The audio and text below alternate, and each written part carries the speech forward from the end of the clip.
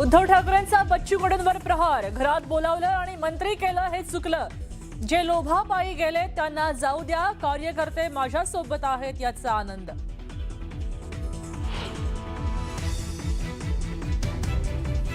कामासाठी एकनाथ शिंदेंना भेटलो, उपमुख्यमंत्र्यांची शिंदेंच्या भेटीवर ठाकरेंचे खासदार, आष्टीकरांचं स्पष्टीकरण.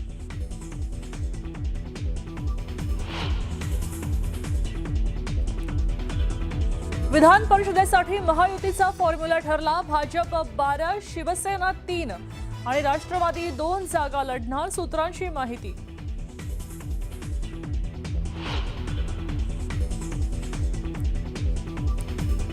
लवांडेंवर गुन्हा ही नजरचूक, गौतम कांबळे यांच्यावरच्या गुन्ह्याप्रकरणी लवांडेंवर कारवाई केल्याचं पोलिसांचं अजब स्पष्टीकरण. तर विकास लवांडेंना 14 दिवसांची न्यायालयीन कोठडी.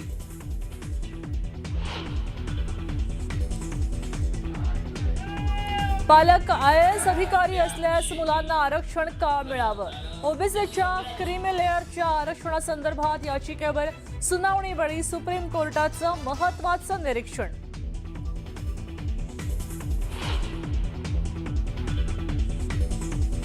आणि पुण्याच्या विविध भागात पावसाची हजेरी, साताऱ्यासह कोकणात सुद्धा पावसाच्या सरी, उकाड्यानं हैराण झालेल्या नागरिकांना दिलासा. नंतर बातमी आहे लातूरमधली. लातूरमध्ये विश्वजित तेलंगे या विद्यार्थ्यांना डॉक्टर होण्याचं स्वप्न पूर्ण करण्यासाठी गेल्या 4 वर्षांपासून कठोर मेहनत घेतली. अभ्यासासाठी वेळ मिळावा म्हणून तो कमी पाणी पिणं, अपुरी झोप आणि सतत अभ्यास अशा तणावात राहिला. मात्र या सवयींमुळे त्याच्या दोन्ही किडन्या निकामी झाल्या. मागील 1 वर्षापासून तो डायलिसिसवर होता आणि नंतर त्याच्यावर किडनी प्रत्यारोपणाची शस्त्रक्रिया करण्यात आली. विशेष म्हणजे त्याच्या आजीनं स्वतःची किडनी त्याला दिली आणि त्याला नवजीवन दिलंय. शस्त्रक्रियेनंतरही खचून न जाता विश्वजितनं पुन्हा अभ्यास सुरू केला आणि 3 मे रोजी चौथ्यांदा नीटची परीक्षा दिली. मात्र देशभरामध्ये पेपर फुटीचा मुद्दा समोर आल्यानंतर ही परीक्षा पुन्हा 21 जूनला होणार आहे आणि त्यामुळं तो पुन्हा तयारीला लागलाय. नीट पेपर फुटी प्रकरणात लातूरचं कनेक्शन उघड झाल्यानंतर मोठा खळबळ सर्वत्र उडालेली होती. मात्र लातूरमधले विद्यार्थी त्या जिद्दीनं अभ्यास करताना दिसून येत आहेत. असाच एक विद्यार्थी आपल्यासोबत आहे, ज्याचं नाव आहे विश्वजित तेलंगे, ज्याच्या दोन्ही किडनी निकामी झालेल्या आहेत. म्हणजे सतत अभ्यास करून त्याला हा आजार ओढावल्याचं त्याचे कुटुंबीय सांगतात. मात्र त्याच्या आजीनं त्याला 1 किडनी दिली आणि त्याला आता जीवदान मिळालेलं आहे. आता तो 5व्यांदा नीट परीक्षेला सामोरं जात आहे. 4थ्यांदा नीट दिली आणि पेपर फुटला. आता रिनीट तो 5व्यांदा परीक्षेला सामोरं जात आहे. रिनीटच्या माध्यमातून आपल्यासोबत स्वतः विश्वजित आहे. विश्वजित, 4 वेळेस परीक्षा दिल्यास तू 5व्यांदा तुला सामोरं जावं लागणार आहे. किडनी तुझ्या दोन्ही निकामी झालेल्या आहेत. काय सांगशील संपूर्ण याच्यावर? एवढंच सांगेन की आम्ही तर पूर्ण इमानदारीने अभ्यास केला होता. पूर्ण दिवस रात्र एक केली होती. काही आपली जास्त काळजी घेतली नाही. त्याच्यामध्ये तब्येतीकडे दुर्लक्ष झालं आणि हे दरवेळेस असं पेपर फुटून मग त्या मेहनतीला कुठेच काहीच फळ येत नाही. हा आजार झाल्यानंतर इतकं म्हणजे फॅमिली डिस्टर्ब झाली होती की काही कळत नव्हतं. नंतर आजीने स्वतः म्हणले की मी किडनी देणार. त्याच्यानंतर मग मला दुसरं आयुष्य भेटल्यासारखं भेटलं हे, जेव्हा माझ्या आजीने मला किडनी डोनेट केली. ज्यावेळेस तुम्हाला कळालं की विश्वजितच्या दोन्ही किडन्या निकामी झाल्या, तुम्ही कशी तयारी दर्शवली? मला पुन्हा सांग होता आधी सगळं घाबरून पुन्हा नाही गेले आणि पुन्हा स्वतः मुलगा आलं घरी, आजी आई तो की दे. मी नको रे, माझे पॅर झालं 2 वर नको नाही, 1 वर तपास चल आणि पुन्हा चल. मग डॉक्टर जमते द्या म्हणून दिली, तयार झाली. पण आनंद आहे तुमचा? हा, आनंद झाले, लेकरू वाचले, छान झालं. आणि माझ्या मुलानं फक्त ते एड ध्येयच की मी डॉक्टरच होणार ह्या ध्येयापोटी त्यानं त्याच्याशी रडकड पाहिला नाही. कधीच त्यानं काही म्हणला नाही. फक्त मी लागतो पप्पा, प्रत्येक वेळेस मी लागतो, मी थोडं जवळ चाललो, काही न म्हणायचा. आणि प्रत्येक वेळेस सर 3 वेळेस परीक्षा दिला, 3 वेळेस पेपर फुटला सर. मग तो किती करायचा अभ्यास त्यानं सांगा सर. हा, आणि हे लय मोठं संकट आहे सर. हे मी माझ्या जिंदगीत भरू काढू शकत नाही सर. खरं तर आजीने दिलेल्या किडनीमुळे जीवदान मिळालेल्या विश्वजित तेलंगे याची डॉक्टर व्हायची इच्छा आहे आणि त्याची इच्छा पूर्ण व्हावी अशी अपेक्षा कुटुंबियांना आहे. आणि पेपर फुटी प्रकरणामध्ये अनेक विद्यार्थ्यांचं जे नुकसान झालं, त्याच्यामध्ये येत्या काळात हे नुकसान टाळता यावं याच्यासाठी सुद्धा सरकारने प्रयत्न करावेत. आणि ज्या विद्यार्थ्यांना किडनीसारखा मोठा डिसीज आहे त्यांच्यासाठी वेगळा कोटा ठेवावा अशी अपेक्षा सुद्धा विश्वजित आणि त्याच्या कुटुंबियांनी व्यक्त केलेली आहे. शशिकांत पाटील, न्यूज 18 मराठी, लातूर. कशा प्रकारच्या स्थितीमध्ये विद्यार्थी या परीक्षेची तयारी करतात याचा अंदाज आपल्याला आला असेल.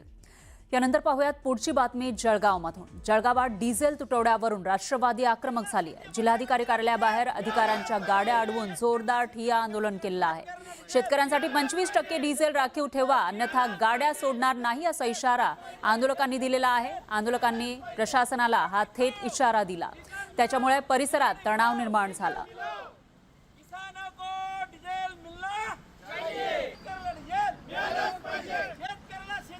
ब्रेकनंतर बातमी आहे गोंदियामधून. गोंदिया जिल्ह्यामध्ये मागील 3-4 दिवसांपासून उकाडा वाढलेला आहे. उष्णतेनं गेल्या 12 वर्षातील नीचांक मोडलेला आहे. तब्बल 12 वर्षांनी यंदा पारा काल 45.2 अंशांवर पोहोचला. या भीषण उन्हाळ्यामुळे संपूर्ण जिल्ह्याचं जनजीवन पूर्णपणे विस्कळीत झालेलं आहे. त्यामुळे नागरिक उकाड्यानं हैराण झाले. प्रशासनानं परिस्थितीचं गांभीर्य ओळखून नागरिकांना काळजी घेण्याचं आवाहन केलंय. संपूर्ण विदर्भामध्ये मागील 2 ते 3 दिवसापासून उन्हाचा तडाखा निर्माण झालेला आहे आणि याचाच तडाखा आता गोंदिया जिल्ह्यातही पाहायला मिळत आहे. गोंदिया जिल्ह्याचा तापमान हा काल 45 अंशाच्या वर गेला होता. मागील पाहिलं की 12 वर्षानंतर गोंदिया जिल्ह्यातील तापमान हा 45 अंशाच्या वर गेलेला आहे. पाहिलं की गोंदिया जिल्ह्यात काही दिवसाआधी अवकाळी पाऊस आला होता आणि त्या अवकाळी पावसामुळे हा टेम्परेचर आहे तो कुठेतरी 38 अंशावर गेला होता. मात्र मागील 3 ते 4 दिवसानंतर हा उन्हाचा जो तडाखा आहे हा मोठ्या प्रमाणात वाढला आहे आणि यामुळे आता हळूहळू हा तापमान वर जात आहे आणि याचाच पाहिलं की परिणाम आज 45 अंशावर गोंदियाचा तापमान झालेला आहे आणि हा तापमान आणखी वाढण्याची शक्यता निर्माण केली आहे. त्यामुळे आज जे घरात जे नागरिक आहेत त्यांचे महत्त्वाचे काम आहेत ते सकाळी 10 वाजेपर्यंत किंवा 11 वाजेपर्यंत करावे आणि त्यानंतर सायंकाळी 4 ते 5 वाजेनंतर घराच्या बाहेर निघावे. दुपारच्या वेळेस बाहेर निघू नये असे प्रशासनाने अलर्ट केलेला आहे. मात्र पाहिलं की ज्याप्रमाणे उन्हाचा तडाखा आहे, लोक घराच्या बाहेर निघताना आपल्या डोक्याला रुमाल किंवा गमछा बांधून निघत आहे आणि त्याचप्रमाणे आरोग्य विभागाने आणि प्रशासन आणि आपत्ती विभागाने लोकांना सतर्कचा इशारा दिला की येत्या 1 ते 2 दिवसात हा तापमान आणखी वाढणार आहे. त्यामुळे आपली काळजी घ्यावी आणि अवश्य असल्या तेव्हाच घराच्या बाहेर दुपारच्या वेळेस निघावा. रवी सपाटे, न्यूज 18 मराठी, गोंदिया.